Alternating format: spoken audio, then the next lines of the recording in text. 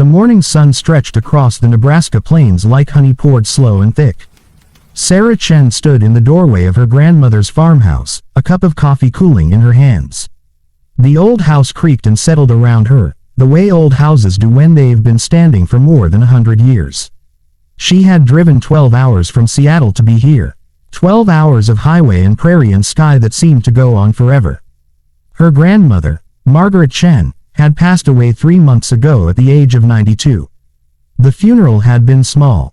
Just Sarah, a few neighbors from town, and the pastor from the church her grandmother had attended every Sunday for 60 years. Now the house was hers. The house, the land, and all the memories that came with them. Sarah walked out onto the front porch. The boards groaned under her feet. Paint peeled from the railing in long, sad strips. One of the shutters hung at an angle, clinging to the wall by a single hinge.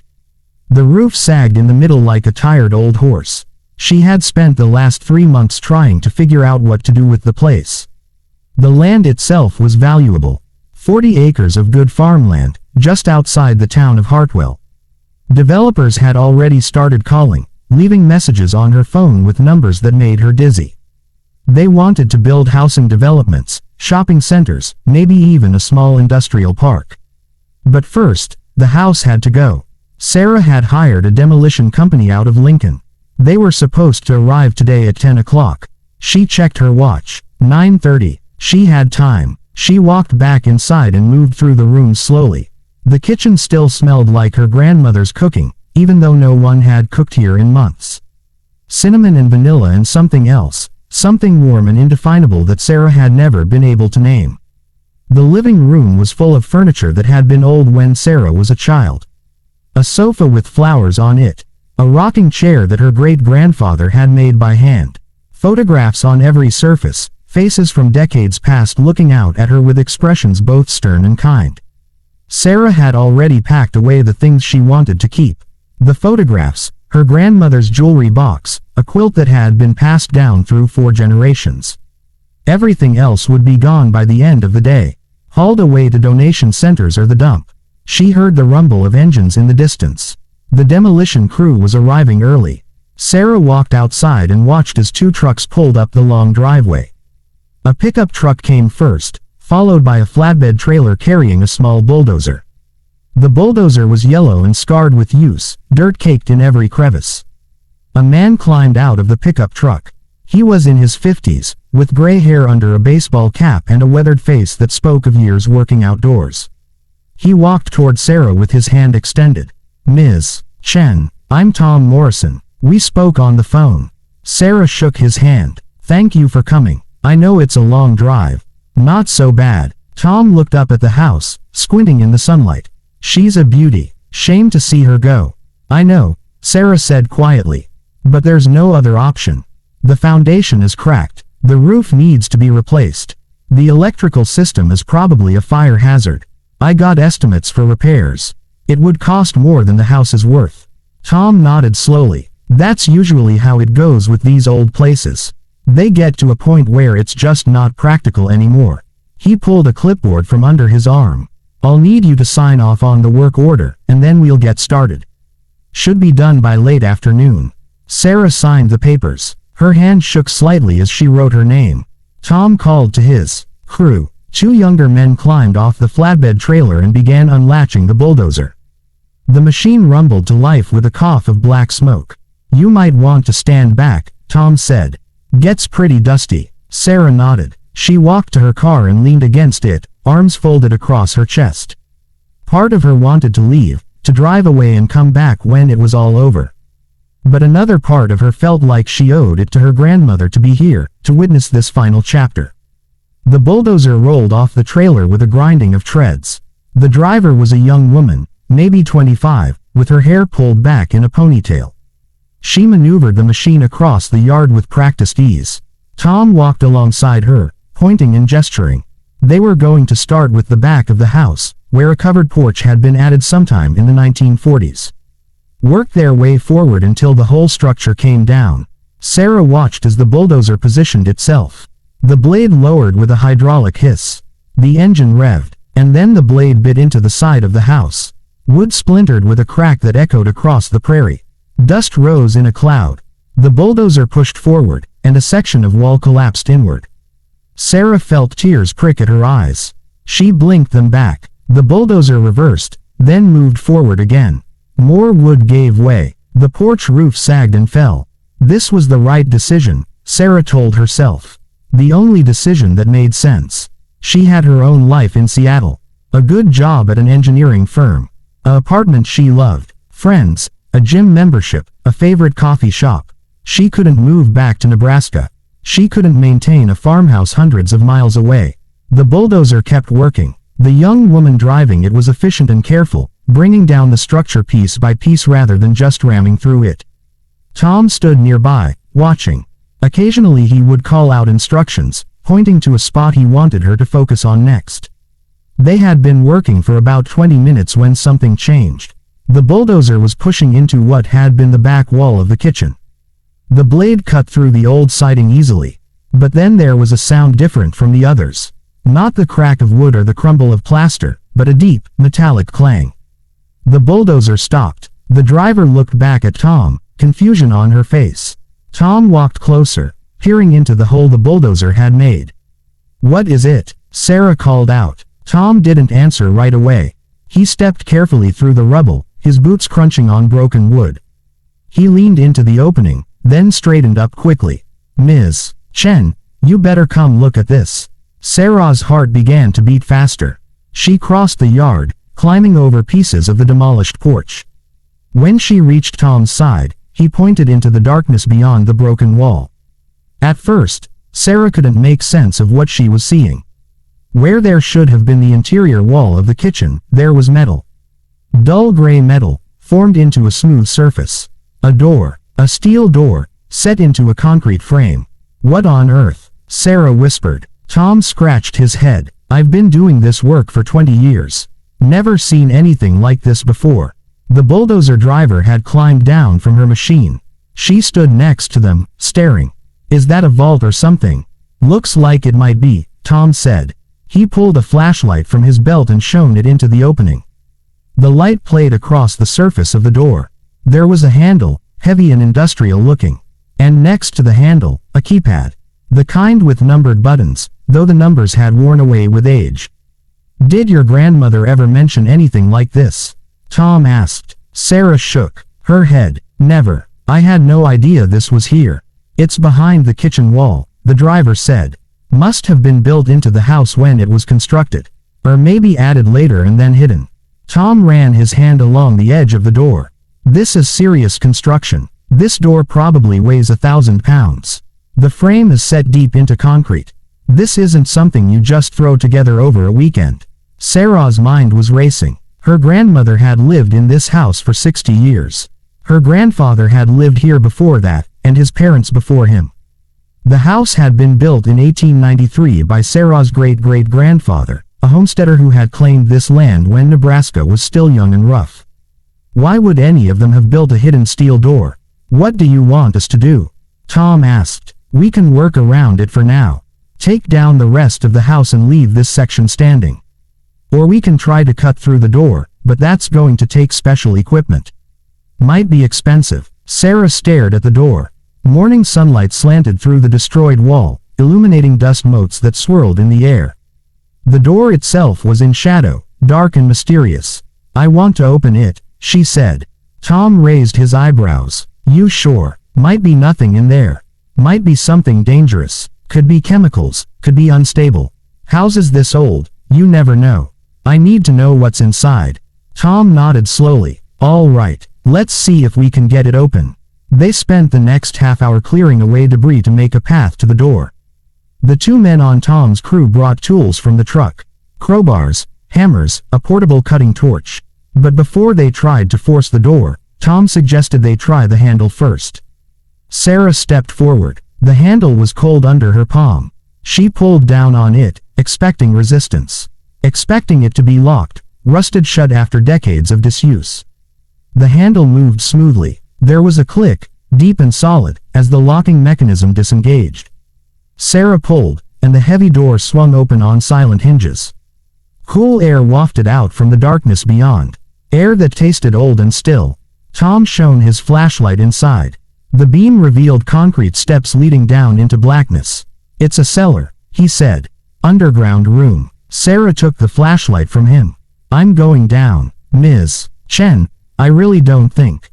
I'm going down," she repeated, more firmly this time. Tom sighed. "At least let me go first.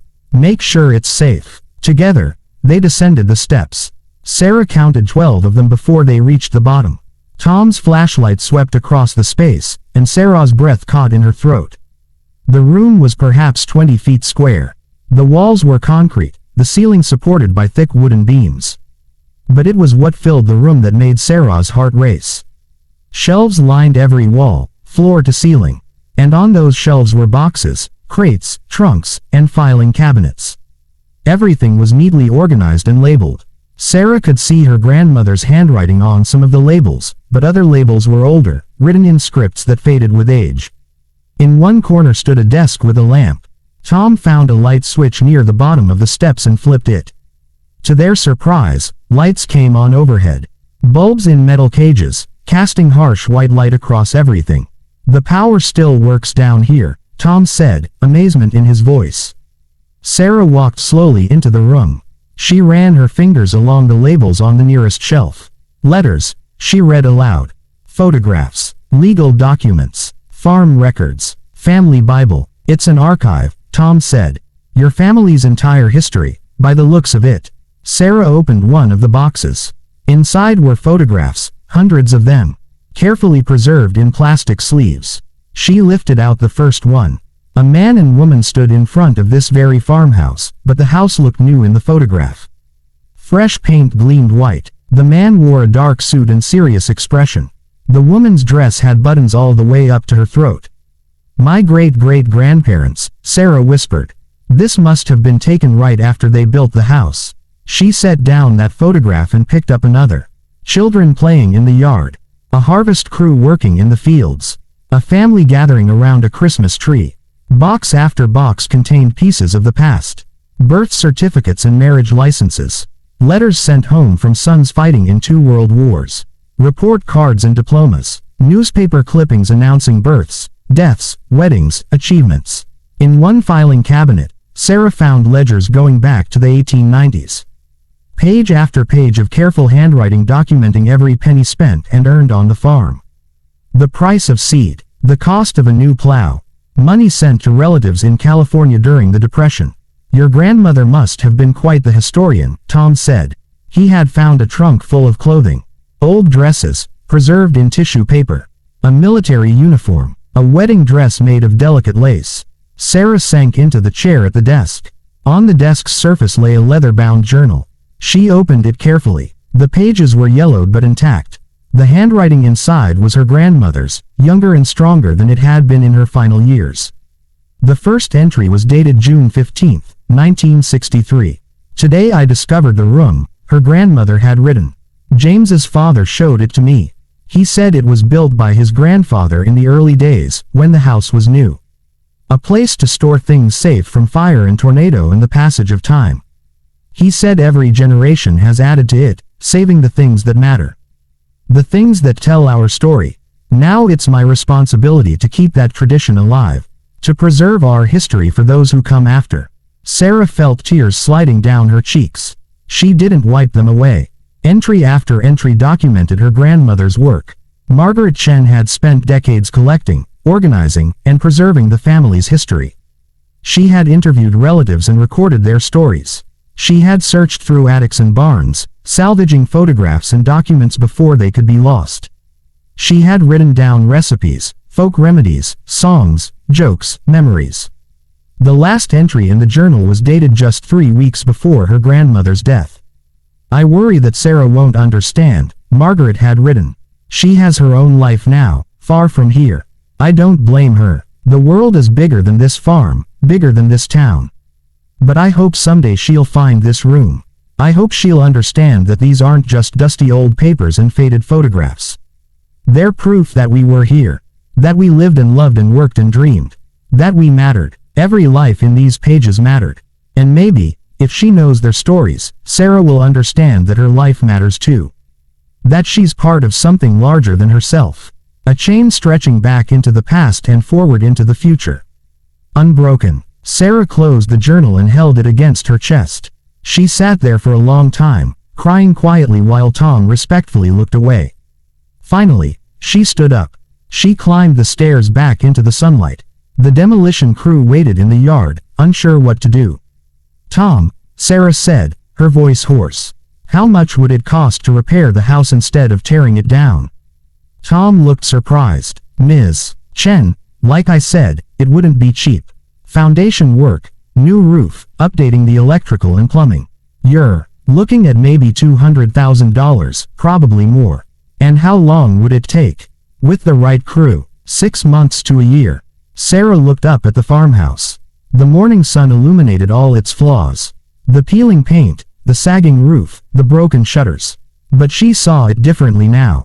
This wasn't just a worthless old building. It was a keeper of stories. A guardian of memory. "I want to save it," she said. "Not just repair it, I want to restore it. Make it beautiful again." Tom smiled. "That's going to be quite a project." "I know." Sarah pulled out her phone. She had calls to make. Her job in Seattle would have to wait.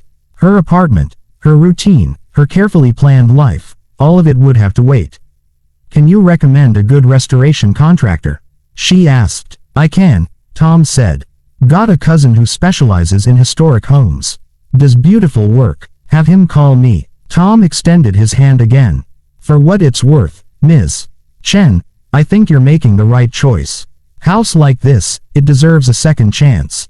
Sarah shook his hand. "Thank you. And thank you for not pushing that door down with your bulldozer."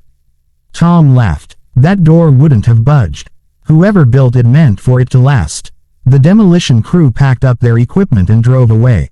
Sarah stood in the yard, alone again with the house. But it felt different now. Not like a burden or a relic, but like a gift. A trust passed down through generations, finally landing in her hands. She walked back down into the underground room. There was so much to go through, so many stories to discover.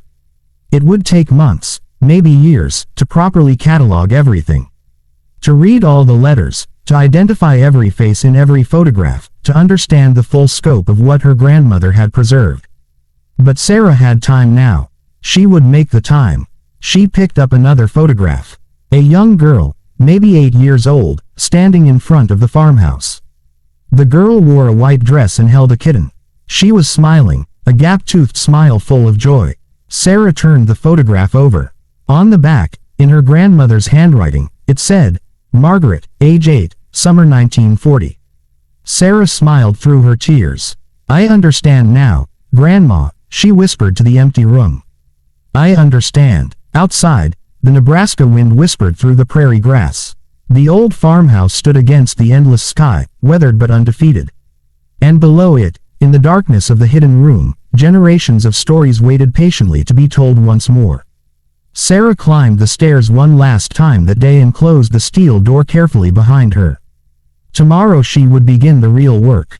But tonight, she would sleep in her grandmother's bedroom, in the house that had almost been lost. The house that would now be saved. Because some things, Sarah had learned, are worth more than money. Some things can't be replaced or rebuilt. Some things, once lost, are gone forever. But not this. Not today. The farmhouse would stand. The stories would be preserved.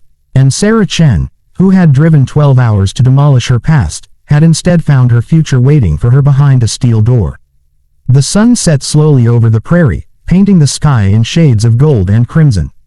And in the old farmhouse, a single light burned in the window. A beacon, a promise, a beginning.